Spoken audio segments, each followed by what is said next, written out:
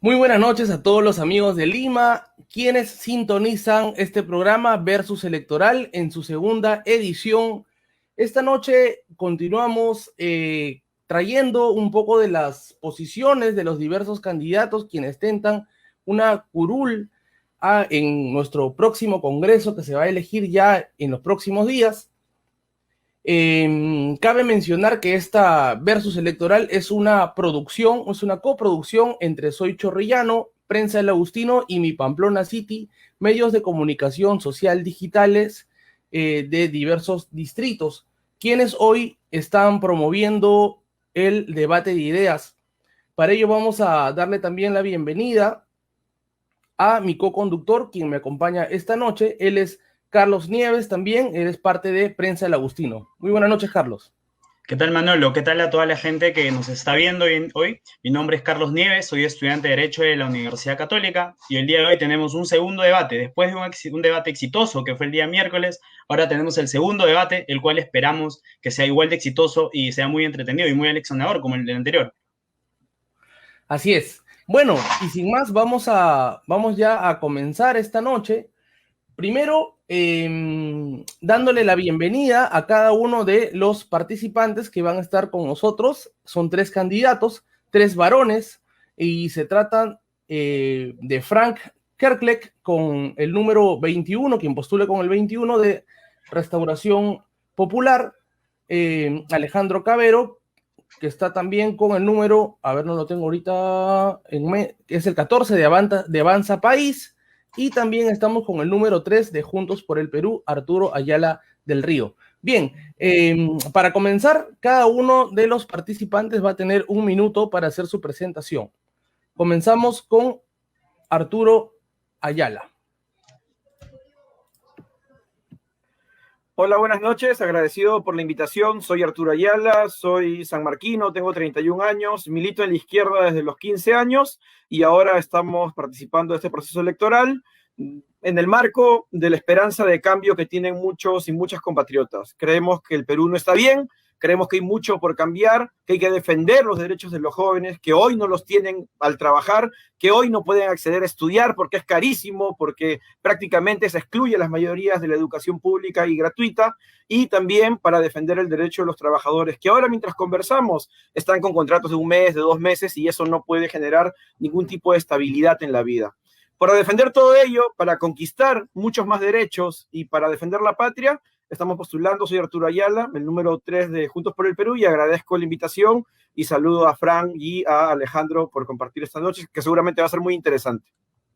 Muchas gracias, candidato. Ahora vamos a presentar al siguiente candidato. Se trata Alejandro Cabero. Él está con el número 14 de Avanza País. También tiene igualmente un minuto para hacer su presentación. Adelante.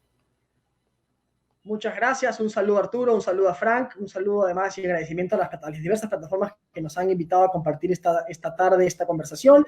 Mi nombre es Alejandro Cabero, tengo 28 años, soy abogado por la Pontificia Universidad Católica, he ejercido el periodismo, he tenido la oportunidad de ser funcionario público, tanto en la PCM como en el Congreso de la República.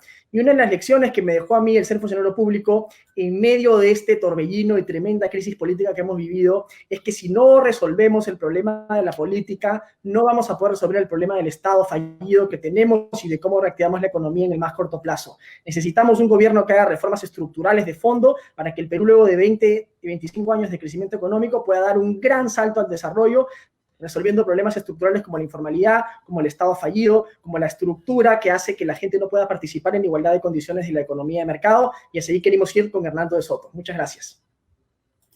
Muchas gracias, candidato. Ahora vamos a presentar al tercer candidato de esta noche. Él se trata de Frank Kerkleck, que está con el número 21 de Renovación Popular. Renovación, así es. Adelante, por favor, tiene un minuto. Buenas noches con todos, mi nombre es Frank Kerkleck Torres, tengo 30 años, soy chiclayano, licenciado en negocios internacionales, tengo una maestría en inteligencia estratégica por el Centro de Altos Estudios Nacionales, lugar donde también terminé el doctorado en desarrollo y seguridad estratégica el año pasado. Mis principios son defensa de la vida desde la concepción, defensa de la familia, conformada entre un hombre y una mujer, defensa de la patria, priorizar los intereses nacionales sobre otro tipo de intereses y defensa de la libertad económica.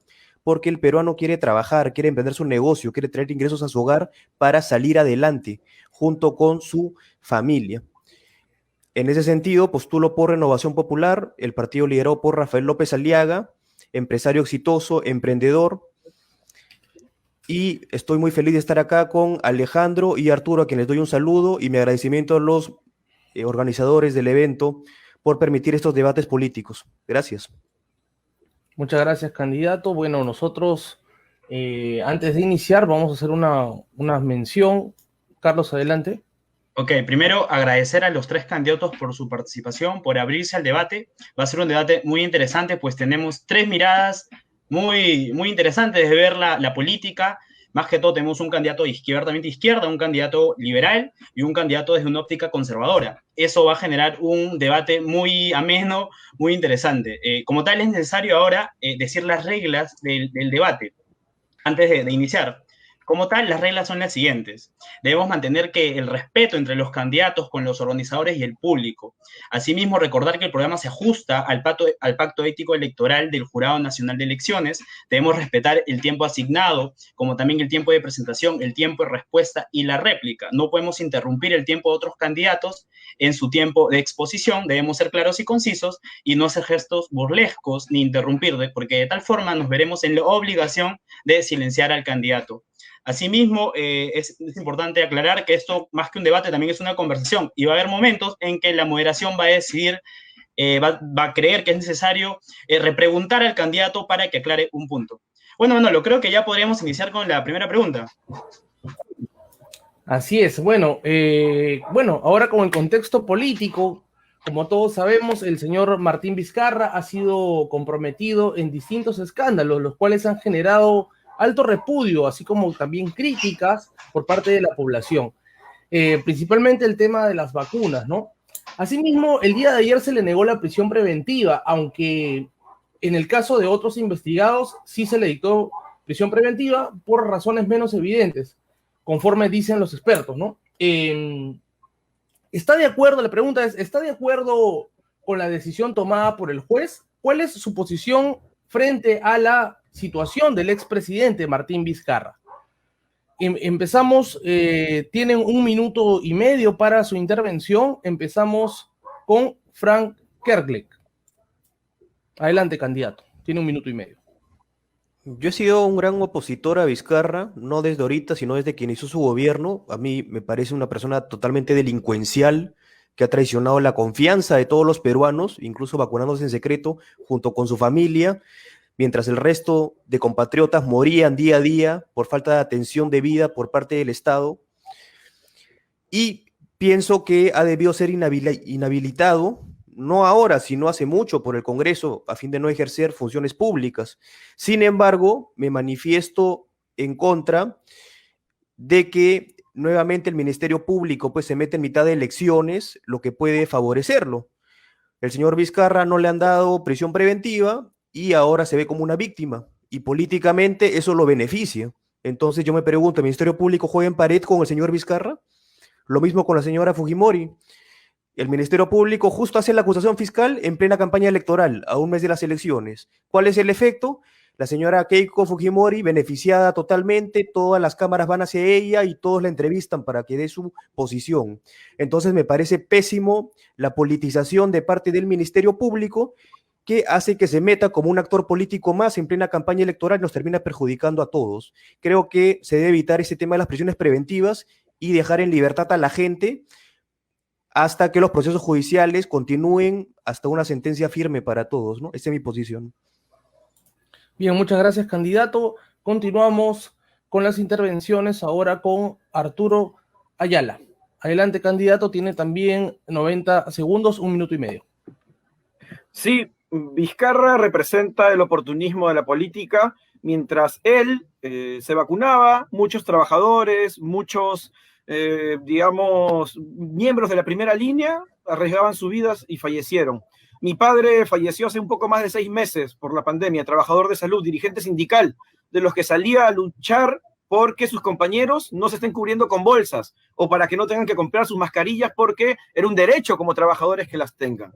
Y por eso yo creo que la posición de los trabajadores siempre fue clara. El gobierno de Vizcarra ha sido un gobierno de derecha, aunque el relato de algunos amigos en la derecha no les simpatiza, pero ha sido un gobierno de derecha, que continuó con una lógica proempresarial, como se vio en Reactiva Perú, que continuó con una lógica de un piloto automático en el modelo, y que al final ha cosechado lo que es un corrupto más, un traidor a quienes han creído en él, y lo que es evidente es que ha dado la espalda a miles y miles de trabajadores de salud que han sacrificado sus vidas o las han expuesto, y a sus familias, mientras él se aseguraba con su hermano, con su esposa, en general. Con él, muchos miembros también de la derecha ilustre, ¿no? Como Cecilia Blume, muchos miembros como Aguinaga y su esposa, que no tiene sentido por qué deberían estar vacunados, y que si llegamos al Congreso no vamos a dejar impune este vacunagate, esta repartija de vacunas, y nosotros vamos a buscar justicia al respecto. Muchas gracias, candidato. Ahora continuamos con el turno de Alejandro Cabero, 14 de Avanza País. También tiene, asimismo, 1 minuto y medio. Adelante. Muchas gracias. El presidente Vizcarra ha sido evidentemente uno de los presidentes más nefastos que hemos tenido en la historia del Perú, ¿no? No solamente terminó de ralentizar la economía y sucumbir al Perú en esta suerte de piloto automático que nos hace cada vez poder sacar a menos peruanos de la pobreza y tener mejores servicios públicos, sino que al mismo tiempo el presidente Vizcarra dinamitó las instituciones políticas en el Perú y abrió una serie de cajas de Pandora que nos han sometido a crisis tras crisis tras crisis, violentando instituciones tan fundamentales como el Congreso de la República u otras. Entonces, evidentemente, Vizcarra es una persona que ha sido nefasta para la política peruana, traicionó al presidente Kuczynski, traicionó a su gabinete, traicionó a sus propios ministros. Era evidente que iba a traicionar finalmente a los 33 millones de peruanos y vacunarse a espaldas de ellos. Sin embargo, y a pesar de estas cosas, yo creo que en el Perú tenemos que, a pesar del daño que le ha hecho Vizcarra a las instituciones, tenemos que tratar de rescatar las instituciones y devolverles el carácter que deben tener. El abuso excesivo que ha habido en el Perú de la prisión preventiva no debe continuar y no debe perpetuarse. El señor Vizcarra yo creo que debe ser condenado, y tengo bastante que pensar de que podría ser bastante culpable de los delitos que se le atribuyen. Siempre existe evidentemente la presunción de inocencia, pero el señor Vizcarra tiene que ser condenado por un tribunal y encerrado en la DIROES luego de un proceso, luego de un debido proceso que a otros candidatos no se les ha dado, a otros personajes no se les ha dado, ¿no? No abusar de las prisiones preventivas, que creo que continúan dinamitando la institucionalidad y politizando la justicia. Gracias. Bien, ahora vamos a continuar. Adelante, Carlos. Ok, creo que ya pasamos a la segunda pregunta. Esta pregunta va a ser sobre un eje económico.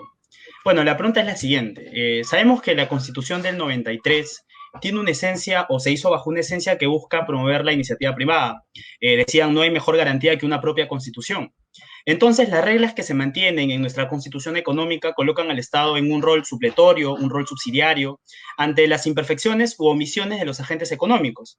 Ello colocaba al Estado como un gerente del bien común, el bienestar social. Ante ello, ¿creen ustedes que el rol subsidiario del Estado es adecuado? ¿Consideran que el Estado debe tener un rol más activo en la economía? Y de no ser así, ¿por qué no y cómo limitarlo? Empezamos la pregunta con el señor Arturo Ayala. Sí, me parece sumamente interesante, y creo que acá me van a ir de a dos luego de mi intervención, ¿no? Como los Akatsuki. Ya. A ver, sobre el tema del rol subsidiario, yo creo que al final lo que tenemos en la Constitución no es un conjunto de reglas, un marco normativo institucional. Lo que tenemos es un programa ideológico convertido en Constitución. La Constitución chilena, por ejemplo, no tiene capítulo económico. La Constitución peruana es la única que tiene el rango constitucional, valga la redundancia, el tema de contratos ley, o igualar la inversión extranjera con la nacional, lo cual me parece realmente una cosa innecesaria, ¿no? Es un manifiesto político en lugar de una constitución. Acá han jugado con el rol subsidiario porque hemos tenido Aeroperú, TANS. En realidad, el tema de fondo es qué es una constitución. Y una constitución es un marco amplio de consenso, de encuentro de un país, y eso no lo es. Acá nos han impuesto un programa político de derecha, y eso es lo que defienden. Al año 2004 teníamos 50% de pobreza, 60% de pobreza, 11 años después de la Constitución, a menos que funcione con retardo, ¿no? Pero realmente creo que se confunde mucho lo que es la Constitución, la política fiscal y el boom de minerales, por ejemplo. Yo creo que el rol subsidiario del Estado es innecesario, que necesitamos un Estado más protagónico en algunas cosas, pero eso no pasa solamente por la reforma de ese artículo, ¿no? O sea, yo sí quiero cambiar el 60, 62, 61, 62, pero creo que el tema es más profundo y más integral, y bueno, debatámoslo. Gracias, candidato Arturo Ayala, nos quedó claro. Creo que es una posición interesante y ahora el que le toca responder con respecto a esa pregunta sería el señor Alejandro Cabero. Lo escuchamos, candidato.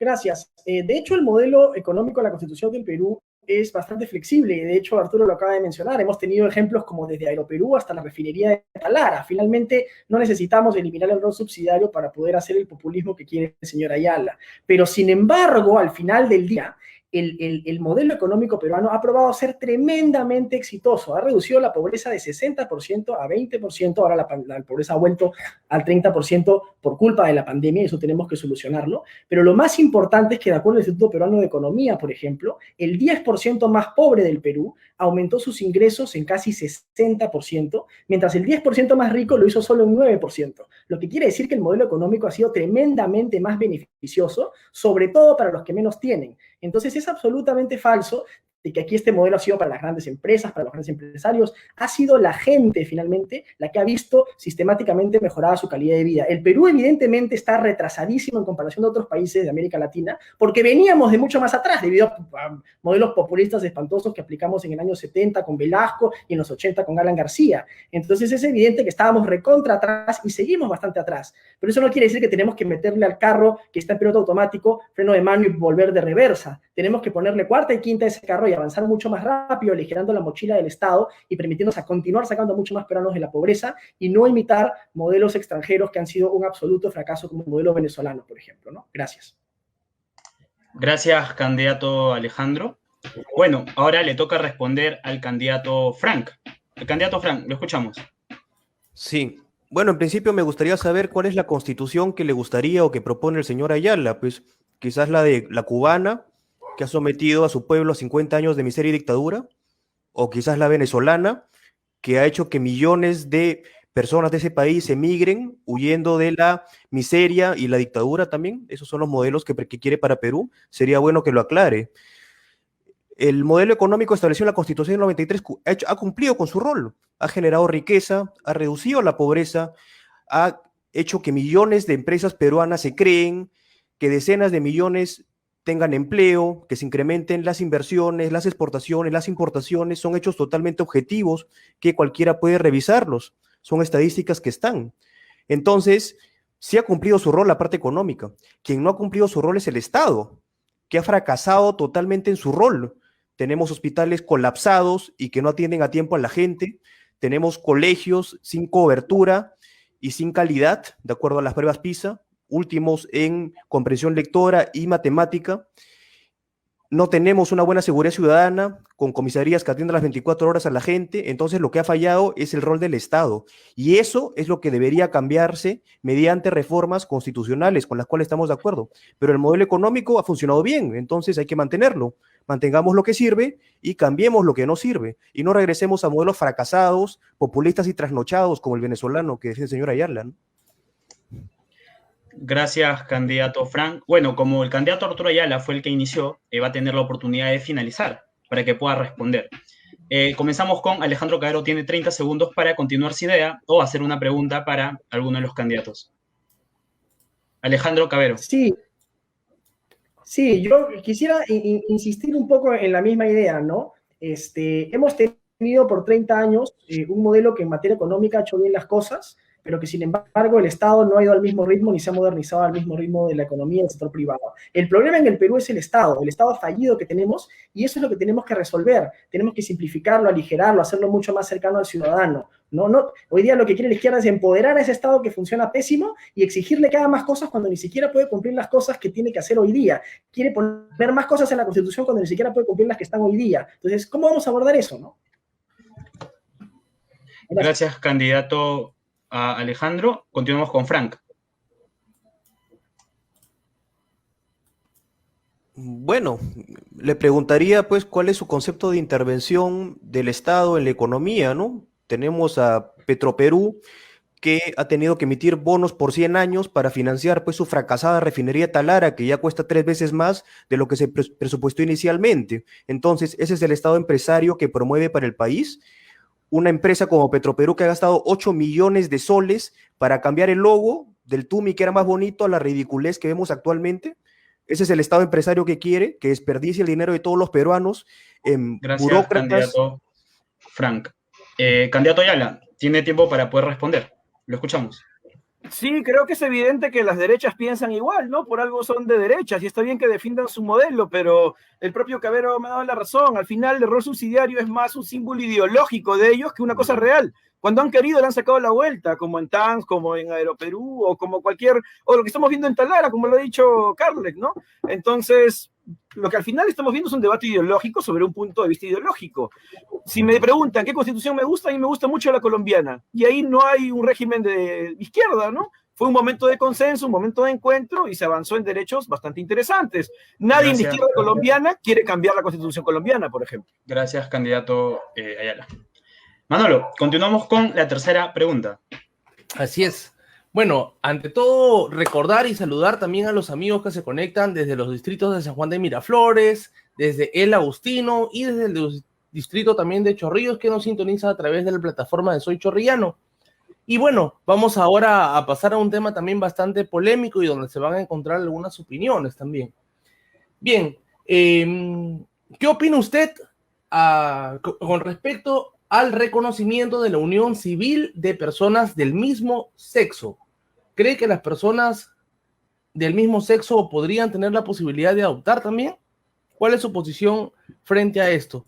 Comenzamos con Arturo Ayala del Río, quien tiene 1 minuto y medio también para su participación. Bueno, me están dando todas las arranques, ¿no? Pero bueno, está bien. Sobre el tema de la unión civil, nosotros no queremos unión civil, queremos matrimonio igualitario. Es nuestra propuesta, es lo que está en el plan de gobierno de Juntos por el Perú. Yo no encuentro ninguna razón que excluya a las parejas del mismo sexo de acceder al matrimonio. Es un tema de igualdad de derechos, no solamente eso, ¿no? La ley de identidad de género, que también está propuesta. Creo que hay un gran problema, no solamente que se reduce al matrimonio, sino también al tema del trabajo. La comunidad trans, por ejemplo, es muy discriminada. La comunidad trans, digamos, es excluida del empleo, y a pesar de ser profesionales en muchos casos, y eso es una situación concreta. Juntos por el Perú tiene un proyecto, una iniciativa al respecto, y es un tema de justicia.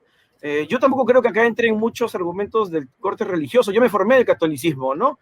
Y me acuerdo mucho de una parte donde se señalaba que lo que es del César al César y lo que es de Dios a Dios. Este es un tema civil, institucional. No tiene por qué haber un enfoque religioso al respecto, ¿no? Y me parece que es lo justo, lo correcto para avanzar en una sociedad mucho más igualitaria, democrática y justa. Bien, muchas gracias, candidato. Continuamos ahora con Frank Kerlek. También tiene 90 segundos, 1 minuto y medio para su intervención. Bueno, en estos temas morales como el matrimonio gay, la adopción de hijos por parejas homosexuales o la identidad de género, estoy seguro que Alejandro y Arturo van a parecer pues primitos ideológicos, porque en ese aspecto progresista sé que piensan exactamente igual, ¿no? Mi posición sí es contraria, porque en principio la familia está conformada entre hombre y mujer. Esto no es una arbitrariedad, es porque son los únicos que tienen potencial para procrear y formar a las nuevas generaciones de ciudadanos. Por otro lado, no es posible que se adopten niños por parte de parejas homosexuales, porque lo que se debe intentar es proveer lo que se les ha quitado la vida a estos niños, esto es un padre y una madre. Los niños son sujetos de derechos, no son objeto de derechos de terceras personas para, bueno, ser felices, ¿no? O para lograr ciertos objetivos personales, así no funciona. En ese sentido, se debería flexibilizar la ley de adopciones para que más niños huérfanos puedan tener una familia normal, ¿no? Por otro lado, respecto al tema de la identidad de género que también mencionó Arturo, bueno, y la cuota trans, que lo acaba de decir, o sea, que se le dé a un hombre que se considera mujer, que le den empleo público únicamente por autopercibirse como tal. Estamos en contra porque eso viola la meritocracia y la igualdad de oportunidades para todos los peruanos, ¿no? Bien, muchas gracias, candidato. Ahora continuamos con la intervención de Alejandro Cabero. También tiene 1 minuto y medio. Gracias. Yo como liberal evidentemente discrepo de ambas posturas, porque yo como liberal defiendo tanto la libertad económica como la libertad política, y creo que el Estado no debe meterse no solamente en tu billetera, sino tampoco tiene el derecho de por qué meterse en tu cama, como creen que deben hacer los conservadores, o meterse en tu billetera, como creen que deben hacer los socialistas, ¿no? Finalmente, de lo que se trata es de defender al individuo y de sacar al Estado, y que el individuo tenga la posibilidad de hacer con su dinero y con su vida y con su felicidad lo que mejor le parezca. ¿Quién es el Estado para decirle, no, usted no puede hacer su vida como usted mejor le parezca? ¿No? Sobre todo sin dañar a terceros, que es lo más importante. Entonces, aquí lo que tenemos es un evidente intervencionismo de carácter religioso, ¿no? De carácter religioso. Yo por eso lo que estoy proponiendo es la unión civil para sacar la palabra matrimonio del Código Civil, porque acá la discusión filosófica sobre el origen de la palabra es una palabra que proviene de la religión. Entonces, saquémosla del Código Civil y mantengamos en el ámbito laico la palabra unión civil para personas homosexuales y para personas heterosexuales, porque finalmente lo que debe garantizar un verdadero Estado de Derecho es la igualdad ante la ley. No el intervencionismo en tu cama, no se metan a ponerte que el silicio por aquí, el silicio por allá. Lo que necesitamos profundamente es igualdad ante la ley y dejar a la gente hacer con su proyecto de vida lo que mejor le parezca sin hacerle daño absolutamente a nadie, ¿no? Finalmente, a la gente no se la puede homosexualizar, eso no existe, así como no se puede heterosexualizar a nadie. La gente debe respetarse por quienes son y debe garantizárseles que puedan desarrollar su proyecto de vida sin que ninguna entidad de carácter religioso se quiera meter en el medio. Gracias. Bien, muchas gracias, candidato. Bueno, ahora vamos a hacer una repregunta sobre este mismo tema, ahora que se ha generado cierto debate. Bueno, la comunidad LGTB es una minoría la cual en realidad no ha estado contemplada en los planes del Estado durante mucho tiempo, postergado, por cierto. ¿Qué opina usted con respecto a los reclamos de la comunidad LGTB? Comenzamos con Frank Kerlek. 30 segundos también. Sí, bueno, consideramos de que hay vacíos ante la ley que deben cambiarse. Por ejemplo, no solo para parejas en general, ¿no? 3 o 4 amigos que viven juntos y uno de ellos se enferma. Los otros no podrían ir a verlo a la clínica porque no son familiares. Eso se puede cambiar mediante una modificación legislativa. Igual, si uno de ellos desea dejarle herencia al resto, la ley no le permite, forzosamente tiene que ir a la familia. Entonces, mediante una iniciativa legislativa se puede cambiar eso, pero no es necesario la unión civil para ello, ¿no?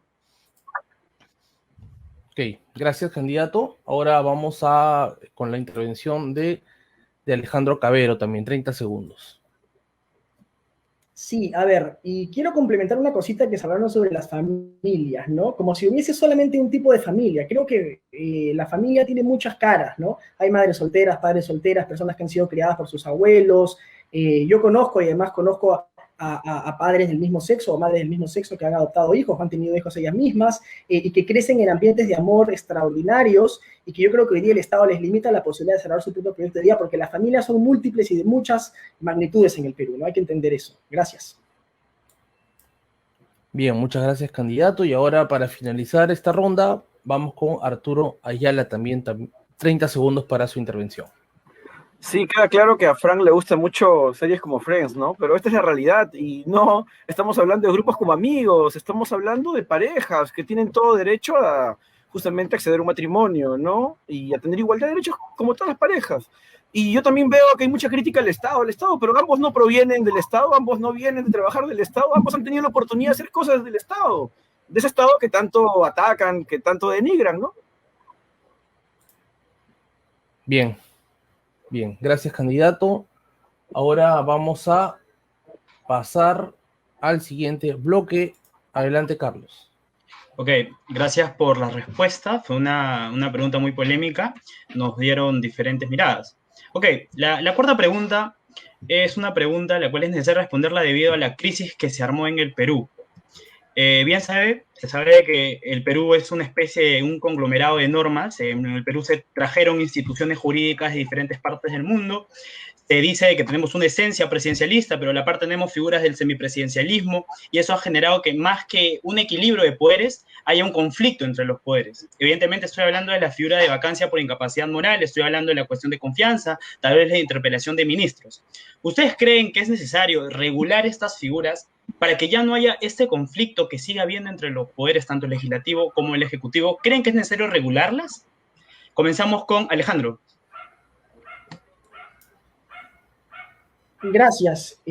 Sí, de hecho yo hice mi examen de grado como abogado sobre el juicio político de la Constitución del año 93, y uno de los grandes problemas del juicio político es que no existe un código de tipificación de infracciones a la Constitución. Hoy día una infracción a la Constitución está a absoluta discrecionalidad y arbitrariedad del Parlamento, ¿no? Entonces, eso evidentemente hace que el Parlamento pueda, evidentemente, abusar en ciertas circunstancias de su poder, más aún cuando puede lograr obtener, en medio de una crisis política donde el presidente puede no obtener mayoría, una mayoría que permita poner en jaque la estabilidad política del país. Entonces, yo creo que es evidente que necesitamos regular primero las infracciones a la Constitución, para que, digamos, no se pueda decir que por violar el artículo 38 que dice que uno no respeta las leyes y la moral y la honra del Perú, se puede vacar a un presidente de la República, como fue el caso, por ejemplo, del artículo que se adjudicó para vacar a Fujimori, independientemente de que nosotros podamos haber estado en contra o a favor de esa decisión, ¿no? Pero no podemos estirar la Constitución a nuestro favor, por tanto tenemos que tipificar muy claramente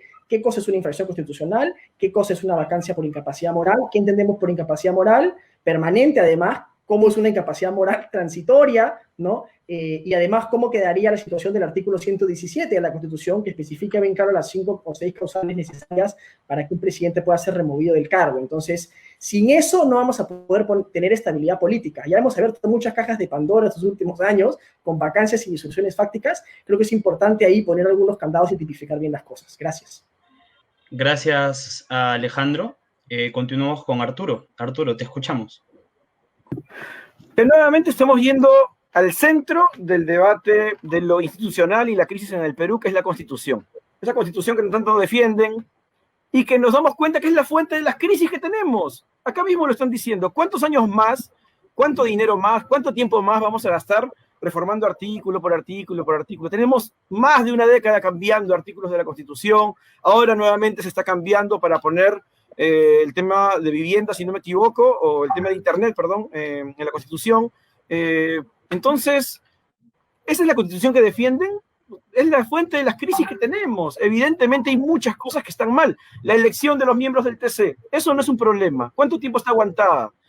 Una serie de factores más que nos parece importante abordar. Por eso es que nosotros planteamos un cambio de Constitución, no porque seamos unos loquitos, que es un plan internacional, como seguramente pues Frank dirá, ¿no? Que es el Foro de Sao Paulo, quiere cambiar la Constitución. No, porque vemos que en la realidad esta Constitución está agotada, no da más. Es la fuente de las crisis políticas, es la fuente de los problemas de un Estado totalmente desmantelado, es la puerta hacia la privatización de y yo creo que si queremos debatir de manera seria una reforma política, tenemos que debatir una nueva Constitución y en ese marco sentarnos a conversar los marcos institucionales del Perú del futuro. Gracias a Arturo. Continuamos con Frank. Frank, te escuchamos. Extraña la posición de Arturo. Por un lado dice, no hay que perder dinero y gastar tiempo cambiando artículos de la Constitución, pero por otro dice, hay que cambiar totalmente la Constitución porque es la única forma de renovar el país y de que se convierta mágicamente en Suiza, ¿no? O sea, si perdemos 3, 4, 5 años debatiendo una nueva Constitución está bien, pero modificar artículos está mal, ¿no? Hay una falta de lógica ahí de coherencia. Sobre el tema de la vacancia por incapacidad moral, creo que los legisladores en los 90 fueron muy inteligentes porque le permitieron a un Congreso, al poder soberano, tener una válvula de escape ante una crisis, por ejemplo, al tener un presidente delincuente, o un presidente violador, o en fin, alguien que ha cometido crímenes muy graves y al cual por su inmunidad no se le puede sacar de ninguna forma. ¿Y cuál es esa válvula de escape? La vacancia por incapacidad moral permanente, lo cual justamente no ha sido delimitado para dar libertad al Parlamento que mediante una votación de una mayoría calificada se pueda votar y vacar al presidente que ha cometido graves delitos en perjuicio de la nación, como fue el caso del señor Vizcarra, el cual se se vio, varios testigos lo vieron recibiendo coimas a cambio de obras corruptas y sobrevaloradas, y por eso el Congreso que nació luego del cierre del Congreso anterior lo terminó vacando. Entonces, yo estoy de acuerdo con esta figura. Gracias, Frank. Bueno, vamos a entrar en la ronda de réplicas, pero también es necesario hacer una repregunta. El año pasado, esta crisis generó la vacancia del expresidente Martín Vizcarra. ¿Ustedes consideran que el uso de la figura de vacancia por incapacidad moral fue inconstitucional, fue constitucional, teniendo en claro que el mismo caso llegó hasta el Tribunal Constitucional? Sin embargo, el Tribunal Constitucional no se refirió por un tema de fondo, sino más que todo de forma, dejando espacio para que el Poder Legislativo lo regule. Digan ustedes, ¿ustedes regularían dicha figura? Comenzamos con Cabero. Sí, a ver, yo creo que la vacancia que se cometió contra el presidente Vizcarra fue constitucional. O sea, la figura se aplicó tal cual existe hoy día. Lo que estábamos discutiendo en ese momento era si esto se debe o no se debe regular para que sea más taxativa. Evidentemente se aplicó al presidente Vizcarra y fue constitucional. Lo que yo creo es que fue tremendamente irresponsable porque solamente reemplazamos al lagarto amarillo por el lagarto morado, ¿no? Y finalmente debimos haber juzgado al presidente Vizcarra acabado su mandato y que se le someta, se le condene y se le meta preso, pero eso luego, ¿no? Fue irresponsable, creo yo. Gracias, Alejandro. Arturo, te escuchamos. Sí, yo creo que no tiene mayor valor señalar si es constitucional o no, porque yo no defiendo esta constitución y yo creo que efectivamente ampara este tipo de crisis que hemos vivido, ¿no? Así que puede ser perfectamente constitucional y es una muestra más del agotamiento de esta constitución, pero parece que a Alejandro le hubiera gustado más que Mercedes Arauz, con quien trabajaba, hubiera sido presidenta, ¿no? Realmente yo creo que estamos en una crisis, que esta crisis no se puede solucionar tal vez en este siguiente periodo y hay que preocuparnos. Y la salida de fondo es el cambio de constitución. Gracias, candidato Arturo. Frank, te escuchamos. La vacancia del señor Vizcarra fue totalmente constitucional y fue realizada, recordemos, por el Congreso que se eligió luego que se disolvió el Congreso anterior. O sea, los congresistas que le debían su puesto de alguna manera a Vizcarra terminaron vacándolo por delincuente, por pruebas, amplias pruebas de corrupción cuando fue presidente regional de Moquegua. Y también fue constitucional la elección del señor Merino y la elección del actual presidente, el señor Sagasti. Todo de acuerdo a los procedimientos establecidos en la Carta Magna. Gracias, Frank. Manolo, entramos a la ronda de ping-pong. Así es. Bueno, vamos a cambiar ahora de bloque y vamos a ver una dinámica un tanto distinta para en la cual los candidatos van a poder realizarse una pregunta y el candidato B va a tener 1 minuto para responder y sucesivamente el que va a responder le hace la pregunta al siguiente, ¿no? Bien, arrancamos entonces con Frank Kerlek, quien le va a preguntar a el candidato Arturo Ayala. Tiene también, bueno, puede hacer su intervención en este momento. Arturo, ¿cuál es tu posición sobre Hugo Chávez y Nicolás Maduro? ¿Son presidentes constitucionales? ¿Son demócratas? ¿O son dictadores? ¿Han cometido abusos contra la población? Me gustaría saber tu opinión al respecto sobre ambos gobernantes que sé que tú admiras mucho, ¿no? Bien, vamos a escuchar la respuesta de Arturo Ayala, quien tiene también 1 minuto para su participación. Pero si ya sabe la respuesta, no sé por qué me lo pregunta, ¿no? Él mismo lo ha dicho. Pero no es así. Yo creo que se confunde mucho en la política un análisis mucho más complejo a esta dicotomía de dictadura o democracia. Y eso, yo vengo de ciencia política, ¿no? Creo que hay regímenes híbridos, creo que efectivamente hay dictaduras, y creo que hemos tenido gobiernos muy democráticos que han terminado siendo asesinos del pueblo, ¿no? Lo de Belaúnde, por ejemplo, con el asesinato de las comunidades de la Amazonía, o el gobierno de Alan García, con el que muchos gestos ha tenido el candidato presidencial como López Aliaga, en el caso de Bagua. Creo que cualquier régimen que atente contra los derechos humanos debe ser condenado. Creo que si estaría en cualquier país, lucharía por la verdadera democracia, que es la del pueblo, no la de unos cuantos empresarios, y creo que me verían ahí. Yo por lo menos tengo una visión del mundo que puede ser distinta a la de los señores Carlec o Cavero, pero no voy a mentir ni voy a hacer alguna maniobra por ganar votos, ¿no? Quiero ser sincero y así me he formado. Muchas gracias, candidato. Ahora Arturo Ayala le pregunta a Alejandro Cavero. Adelante, candidato, para realizar su pregunta.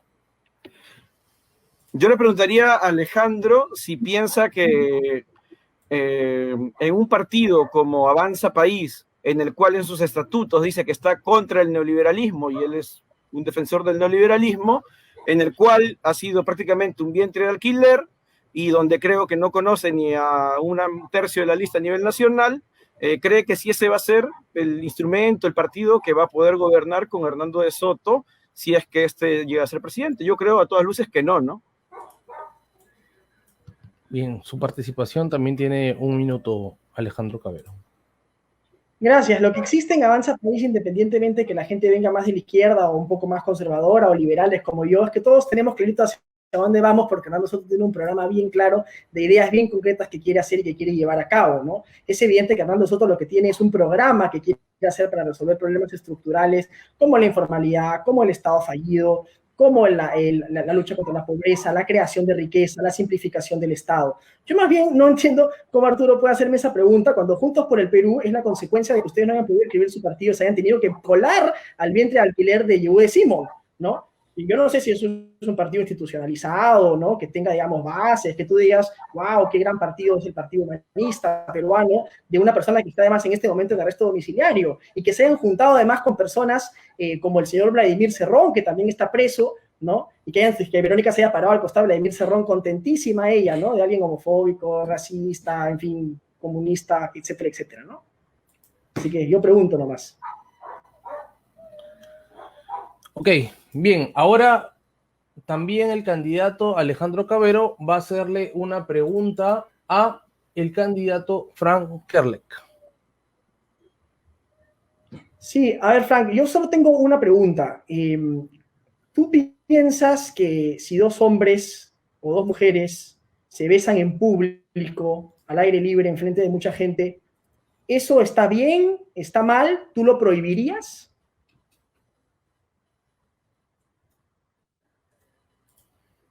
Esa es la pregunta. Adelante, Frank. Yo respeto mucho y la libertad que tiene cada persona de tener los gustos que quiera, de actuar como desee, de vestirse como desee e incluso de autopercibirse como desee. Si 2 personas se besan en la calle y son felices así, bien por ellos. No hay nada al respecto. En lo que estoy en contra es que pretenden utilizar al lado para imponer su visión del mundo al resto, que es lo que tú pretendes hacer mediante la redefinición del concepto de matrimonio, a fin de tergiversar esta figura que en todas las culturas, civilizaciones, siempre ha sido entre un hombre y una mujer, para poner 2 hombres, 3 mujeres, etc. Por cierto, tú decías que el matrimonio tiene un origen básicamente religioso. Te invito a leer un poco sobre el matrimonio en el derecho romano, ¿no? En el matrimonio entre los griegos y en diferentes culturas, que siempre ha sido, como repito, entre un hombre y una mujer, porque son los que tienen potencial para procrear y formar las nuevas generaciones de ciudadanos en la sociedad.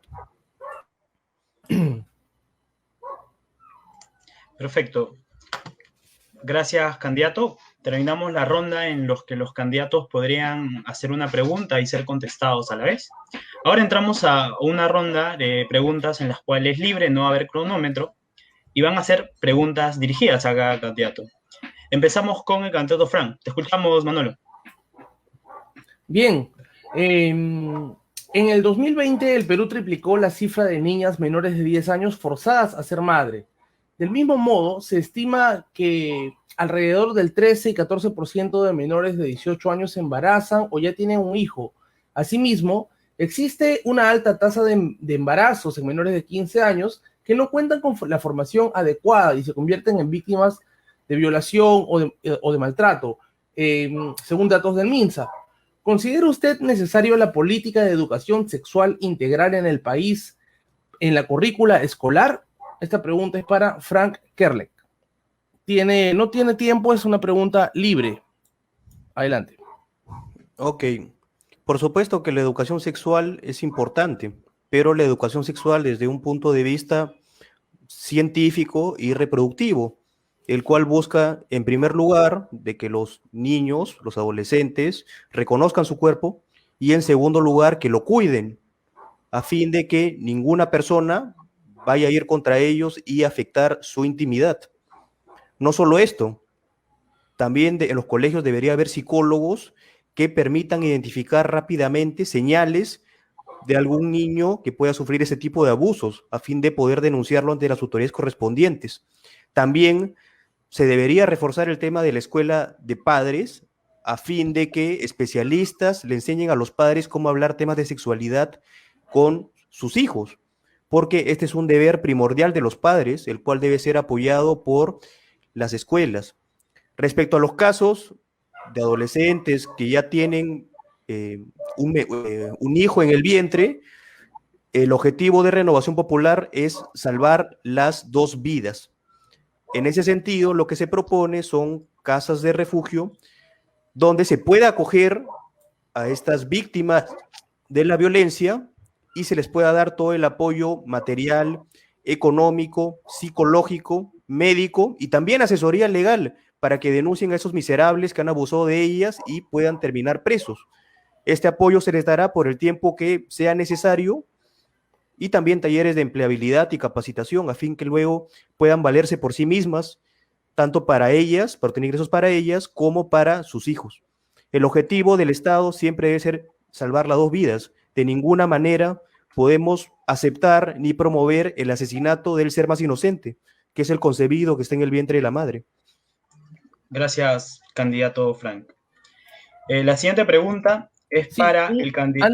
Antes de la siguiente pregunta, vamos a recordar a todos los amigos de Chorrillos, El Agustino y San Juan de Miraflores que estamos en vivo y que el programa Versus Electoral se va a mantener durante las siguientes semanas, así que si hay candidatos que están interesados en participar con nosotros, pueden enviarnos un mensaje al interno a través de la plataforma, cualquiera de las tres plataformas, como Soy Chorrillano, Prensa del Agustino o Mi Pamplona City, y la producción se va a comunicar con ustedes. Muchas gracias y ahora sí, Carlos, adelante. Ok, la siguiente pregunta es para el candidato Cabero. Candidato Alejandro, la propuesta de Avanza País sobre la informalidad se basa en reducir las barreras burocráticas que no permiten un acceso rápido a esta. Dicen que el costo de la formalidad en el Perú es muy caro. Sin embargo, ¿a qué se refiere con eso? ¿Es esa reducción de dichas barreras burocráticas, en qué dimensión se van a hacer? ¿Esa reducción de barreras burocráticas significa la reducción de derechos laborales ya ganados? Por favor, ¿puede explicarnos? Sí, gracias, Carlos. A ver, mira, la informalidad es un problema estructural en el Perú. Es este gran elefante en la habitación con el que nos hemos acostumbrado a convivir y no hemos querido abordar nunca, ¿no? Y significa o no significa otra cosa que tener dos países en paralelo donde el 70% del Perú respeta un derecho que no emana del Estado. Y respeta un derecho que no emana del Estado, y eso no nos va a permitir jamás ser un país moderno, menos aún ser un país unitario, ¿no? Ni social, ni culturalmente, ni económicamente. Entonces, ¿y por qué ocurre esto? Hernando siempre dice, el problema no es la informalidad es la respuesta. El problema es la formalidad, el formalismo, lo excesivamente costosa que es la formalidad, la cual está diseñada para un 30% que tiene el capital y productividad para poder costear esa formalidad. Evidentemente, la informalidad tiene una serie de aristas, la laboral, la tributaria, el poder judicial, las barreras de costos de transacción que significa la infraestructura pésima que tenemos en este país, otras barreras a la productividad como la educación, la salud. Pero la tramitología y la burocracia es una barrera importantísima que le impide a ese 70% participar en igualdad de condiciones en la economía de mercado y tener acceso a una serie de beneficios como titulación, acceso a crédito, seguridad jurídica, capacidad de acceder a mercados más grandes, exportar, en fin, tantas cosas que son importantes. Por tanto, no solamente es un problema económico, es también un enorme problema social, es una enorme fractura social, que si no resolvemos en el Perú nunca vamos a poder despegar. Ahora, ¿cómo lo resolvemos? El Estado peruano, a todo nivel, desde el ministerio, pasando por gobiernos locales, por gobiernos regionales, emite más o menos unas 28.000 normas al año, ¿no? Esas son más o menos unas 106 normas por día. Ningún micro pequeño empresario puede cumplir con esa maraña regulatoria. Entonces no se trata aquí de acabar una regulación, otra regulación. Tenemos que cambiar la lógica bajo la cual el Estado peruano produce normativa y produce regulación. Y por eso lo que estamos planteando es algo muy concreto, que es el 2x1 regulatorio. A todo nivel del Estado, por cada nueva regulación que emite el Estado, este se debe ver obligado a derogar 2. Eso va a cambiar y racionalizar enormemente la producción de regulación nueva, porque cada vez que un funcionario emite una regulación nueva va a tener que ver, esta es importante, esta es accesoria, esta sirve, esta no sirve, esta aumenta costos de barreras de entrada a un determinado mercado, aumenta costos de transacción a un determinado mercado, sí o no, en buena cuenta, le hace la vida más fácil o le hace la vida más difícil a la gente. Entonces, cambiando la lógica bajo la cual el Estado produce regulación en el Perú, vamos a poder simplificar enormemente, valga la redundancia, el Estado y permitir el acceso a la formalidad. Un 70% que está absolutamente excluido de poder participar en igualdad de condiciones, ¿no? Gracias. Gracias, candidato Cabero. Ok, la siguiente pregunta es para el candidato Arturo Ayala. La pregunta es la siguiente. Ustedes de la izquierda, ¿qué los diferencia de la candidatura del candidato Pedro Castillo, que según parece es una izquierda más provinciana, que ha captado un gran porcentaje de votos que anteriormente eran votos de la señora Verónica Mendoza? Así como también, ¿qué los diferencia del señor Johnny Lescano, el cual tiene mucho apoyo en el sur peruano? Además, ¿cómo pretenden ustedes recuperar ese voto del sur, y recuperar el voto de la izquierda total, evidentemente? Lo escuchamos, candidato Ayala. Gracias por la pregunta, porque además me permite responder lo que dijo Alejandro hace un rato, ¿no? Sobre el tema de los partidos. Yo no sé qué nos reclaman a la izquierda, que seguramente podemos ir en 2 o 3 opciones. La derecha está yendo en 20. Estamos viendo 2 candidatos que defienden el mismo modelo, la misma constitución, la misma economía. ¿Cuál es realmente la división que tiene el señor Franco, el señor Alejandro? Yo realmente no la entiendo. Hay gente conservadora, como lo ha dicho bien Alejandro, en su partido, ¿no? Y yo lo decía lo del partido porque, digamos, De Soto ni siquiera sabía cómo se llamaba su partido, ¿no? Al inicio de este proceso electoral. Y si hablamos de dictadores, pues De Soto, ¿a quién asesoraba? A Suharto, que mató a 3 millones de personas en Indonesia. Creo que hay mucha hipocresía en la derecha, ¿no? Que nos reclaman unidad cuando ni siquiera ellos se pueden unir. En el caso de la izquierda, evidentemente va a haber divisiones, como pasa en cualquier espectro político del país. Hemos hecho esfuerzos por la unidad, con las izquierdas más regionales, se ha podido hasta cierto momento, y yo creo que es todavía una foto temprana para lo que se va a venir las últimas semanas. Creo que Verónica está haciendo una performance muy interesante, ha vuelto al sur con mucha fuerza, y creo que poco a poco se va a ir viendo eso en las encuestas. En el caso de Johnny Lescano, estamos hablando de una persona que representa a un partido tradicional de derecha. Los gobiernos de Acción Popular han sido de derecha, como el de Belaúnde, por ejemplo, 2 gobiernos de Belaúnde, abiertamente de derecha. Continúan con un modelo, que es el modelo neoliberal, y ellos no marcan ninguna ruptura. Creo que conforme vaya dándose el debate, las cosas se van a ir aclarando y la gente se va a ir decantando y se dará cuenta que él no representa ninguna opción de cambio. Todo lo contrario, representa tal vez un Toledo 2, y creo que todos sabemos que esto no significa nada para el país. El país necesita cambios profundos y los cambios vienen de la izquierda. Estamos 30 años manteniendo un mismo modelo y es momento de cambiarlo. Gracias, candidato Ayala. Bueno, entramos al siguiente bloque, ya para finalizar. En este bloque se ha pedido a estudiantes universitarios de la Universidad Católica, la Universidad San Marcos y también estudiantes extranjeros para que manden un video preguntando a cada candidato. Va a haber una pregunta para cada uno y a la vez una pregunta que van a ser respondidas por los 3 candidatos. Asimismo, invitamos a los que nos miran, a estudiantes universitarios o al público en general, que nos envíen sus videos de 15 segundos o 20 segundos para que los candidatos al Congreso puedan responderla. Manolo, iniciamos con los videos. Bien, entonces arrancamos ya con la parte de los videos y vamos a ver el primer video, en este caso, que es una pregunta para el candidato Ayala. Vamos a verla. Soy peruano, estudiante en el extranjero, y en el Perú se estima que el nivel de incumplimiento en el impuesto a la renta de las personas jurídicas asciende a casi el 50% de los impuestos potenciales, debido a las malas prácticas tributarias. ¿Qué medidas implementaría para reducir este nivel de incumplimiento? Bien. Adelante, por favor, con su respuesta. Tiene 1 minuto. Sí, yo creo que Verónica Mendoza ha señalado desde hace algún tiempo que vamos a combatir la evasión y la ilusión, ¿no? Creo que es importante, además, tener una transparencia mayor en el tema de la tributación. Es un país que recauda muy poco también el Perú, creo que en eso vamos a coincidir todos, y es importante una reforma tributaria.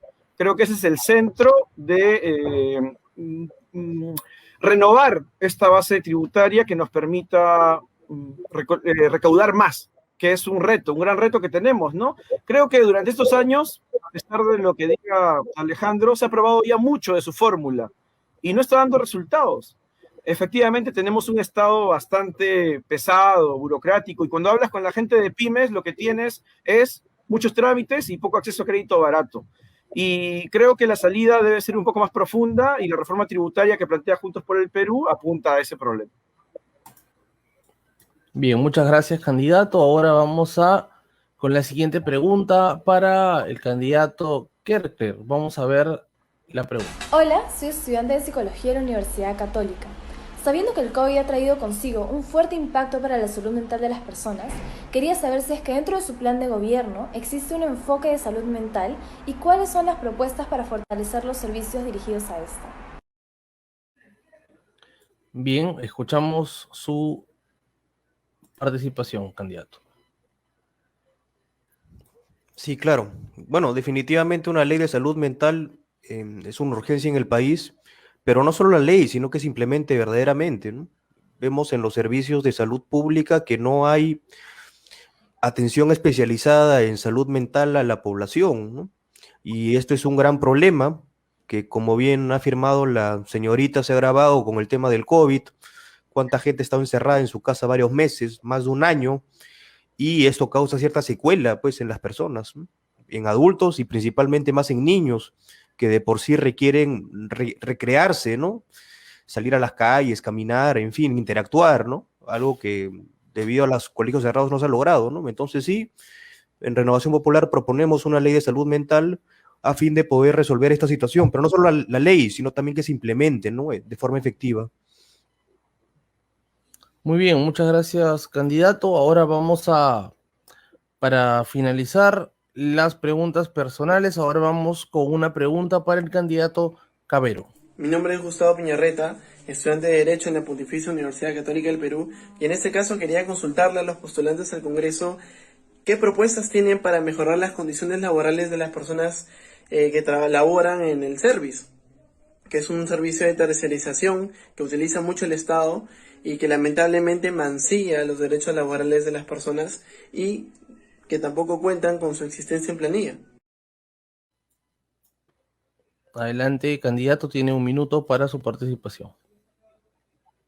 Gracias. Mira, yo creo que en el Estado peruano tenemos el grave problema de que nunca hemos apostado por la meritocracia en la carrera pública, ¿no? A mí me sorprendía cuando yo leía, por ejemplo, las memorias de Tony Blair, él cuando entró a Downing Street, narra que el secretario de Downing Street era un señor que había trabajado ahí como secretario del primer ministro desde la época de Margaret Thatcher. O sea, él no trabajaba para un gobierno, trabajaba para una institución. En el Perú, un director general de un ministerio dura más o menos 9 meses, ¿no?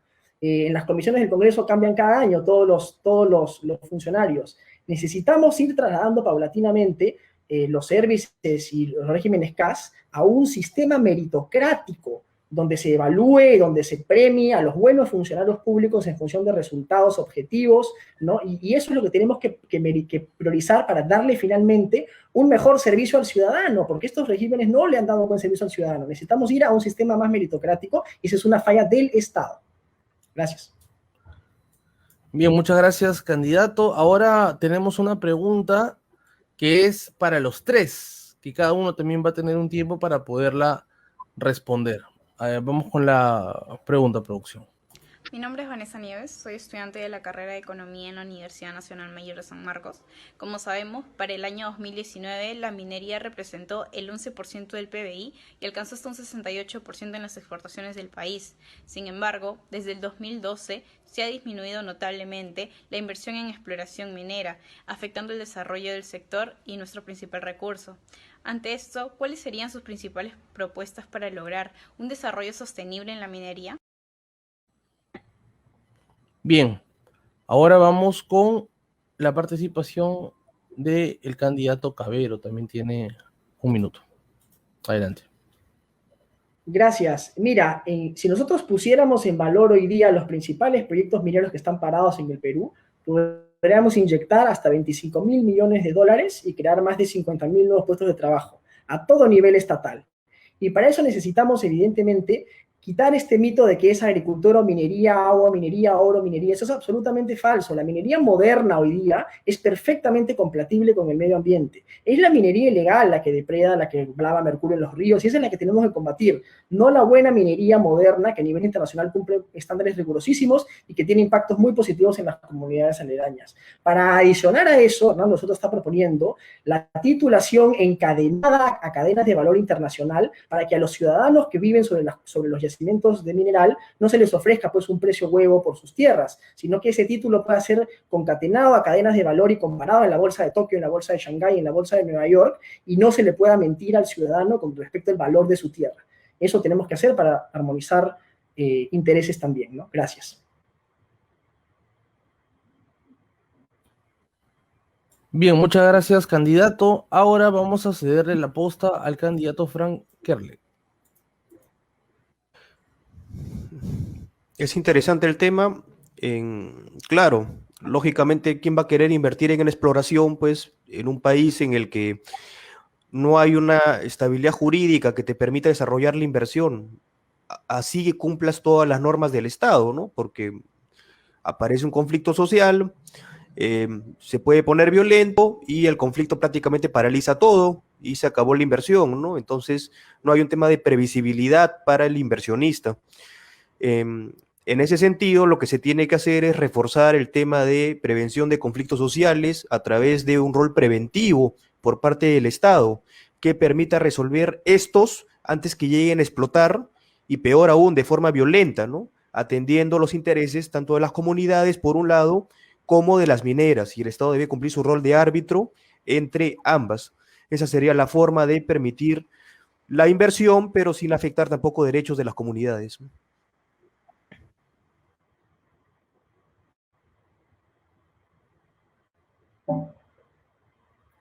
Tu audio, Manolo. Ok, ahora sí, tiene el turno para dar su palabra el candidato Arturo Ayala. Sí, creo que nosotros hemos propuesto hace tiempo, por ejemplo, la zonificación económica y ecológica. Creemos que se debe saber dónde puede haber actividad minera y dónde no, que es parte de la planificación del Estado, cosa que tanto les asusta a Alejandro o a Fran, ¿no? Un Estado que planifique, que conozca su territorio, que sepa dónde puede ir un proyecto o no. Eso es lo que necesitamos en primer lugar. Luego, evidentemente, no somos antimineros, porque hay un mito sobre que la izquierda es antiminera, y no lo es. Hay proyectos como el de Tía María que no va porque no tiene licencia, porque se hicieron mal los estudios de impacto ambiental además, y creo que lo importante acá es cómo tenemos una minería que respete el medio ambiente, que converse con las comunidades, no que prácticamente la soborne y luego se vuelve un problema y ni siquiera sepan manejarlo. Y a diferencia de Frank, no creo que el tema es prever el conflicto social en la forma de la represión, sino prever el conflicto social a partir de la planificación de un Estado que entienda dónde se va a hacer la actividad minera y dónde va a haber otras actividades productivas como la agricultura. Bien, muchas gracias. Perfecto. Candidato. Ok, ya para finalizar, le vamos a dar la última pregunta de 30 segundos a cada candidato sobre una problemática la cual involucra a muchos jóvenes. Muchos jóvenes buscan trabajo y llegan a lugares como los call centers, que es un lugar muy común donde jóvenes universitarios que quieren pagar sus estudios entran a trabajar. Sin embargo, la situación de estos trabajos es muy compleja, puesto de que entran sin un contrato fijo, no les reconocen derechos laborales o utilizan el tema de la capacitación sin ni siquiera ponerles un contrato, sin pagarles, o incluso los ponen como locadores de servicio, les mandan correo diciéndole que pide para que tengas vacaciones para no reconocer tus derechos laborales y todo ello. ¿Qué plantean ustedes para proteger a estos jóvenes que normalmente se ven abusados por sus empleadores, principalmente en los call centers? Empezamos con Frank, 30 segundos. Bueno, las normas están, ¿no? Lo que se tiene que hacer es cumplirlas, y ahí el tema está en SUNAFIL, la Superintendencia Nacional de Fiscalización Laboral, que debería ser la encargada de actuar proactivamente incluso de incógnito, ¿por qué no? Mandar agentes que postulen como cualquier otro trabajador y que una vez ahí puedan cerciorarse si las condiciones laborales cumplen lo estipulado en las normas, en la ley, ¿no? Y de no ser así, denunciarlo inmediatamente para que las autoridades intervengan. Gracias, Frank. Arturo, te escuchamos. Yo creo que tenemos un compromiso desde lo que fue la ley Pulpín. Nosotros rechazamos que se vuelva legal la explotación al joven y al abuso. Yo creo que ahora lo importante es ir por una ley de primer empleo que permita al joven acceder con derechos al mundo laboral. El joven hoy muere en las Malvinas o en McDonald's, no importa si es formal o informal, el joven sigue siendo la carne de cañón de un sistema muy injusto. Entonces, a partir de beneficios tributarios, a partir de una lógica de conversación Estado-privados, podemos dar un marco legal que permita al joven acceder con derechos a trabajar. Gracias, candidato. Finalizamos con Alejandro Cabero.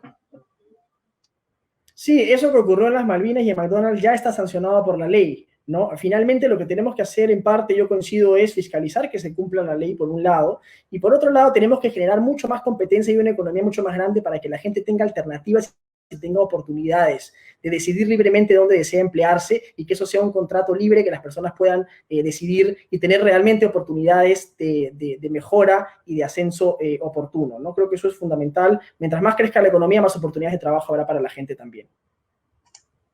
Gracias, candidatos. Bueno, esa ha sido la última pregunta.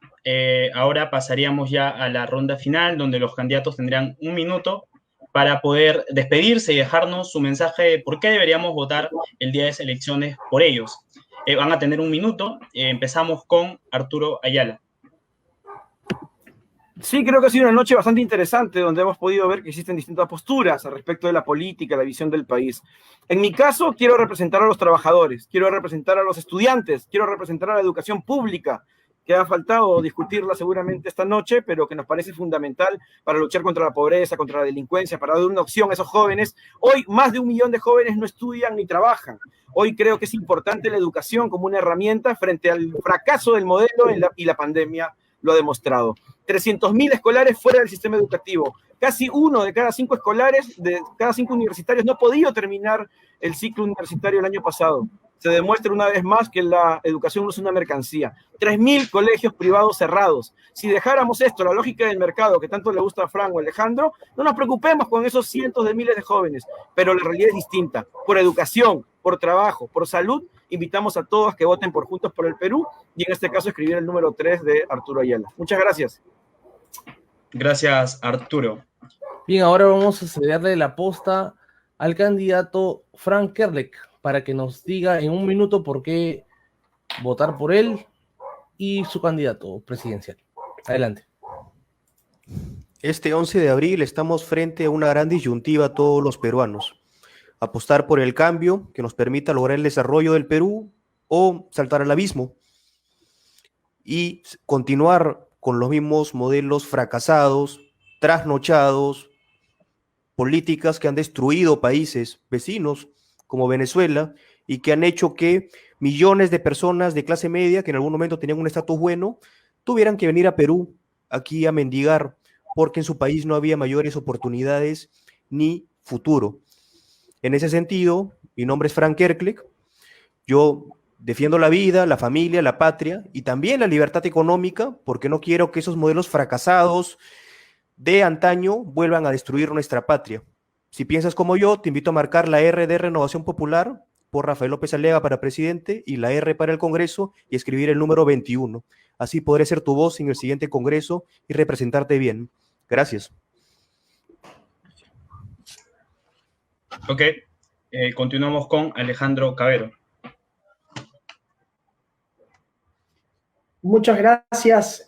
Ha sido una noche muy interesante de discusión. Evidentemente no compartimos muchos puntos de vista. Yo quiero representar al Congreso la libertad económica y la libertad política. Yo creo que yo quiero representar la posibilidad de tener un gran cambio, pero sin retroceso. Que el Estado pueda ir a la misma velocidad a la que ha estado yendo la economía, el sector privado, reformar ese Estado fallido que tenemos, resolver el problema de la informalidad, dar un gran salto hacia adelante, no volver a modelos fracasados ni trasnochados del pasado. La izquierda es muy buena diagnosticando problemas, es pésima resolviéndolos en el mundo. ¿no? Necesitamos ir hacia modelos que han probado funcionar. La mayoría de países con más libertad en el mundo son los que más funcionan. Y yo quiero ir a defender la libertad de que no se metan con nuestro dinero y tampoco se metan en nuestra cama, ¿no? Creo que es importantísimo defender la libertad económica y la libertad política. Acabar con modelos también trasnochados en lo social y modelos que nos quieren volver a las políticas sociales del siglo XIX, ¿no? Necesitamos defender las dos cosas y por eso marquen el tren y escriban el 14. Gracias.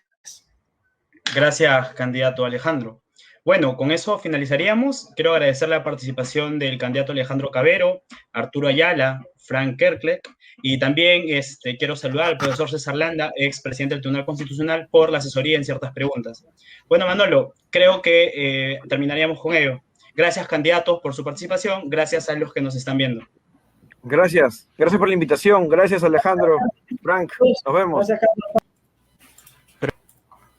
Bien, agradecemos a los candidatos que han participado esta noche. Asimismo, extendemos la invitación a los candidatos de todo Lima Metropolitana que deseen participar en estos versus electorales. Pueden comunicarse a los inbox de las diferentes plataformas que componen esta alianza informativa.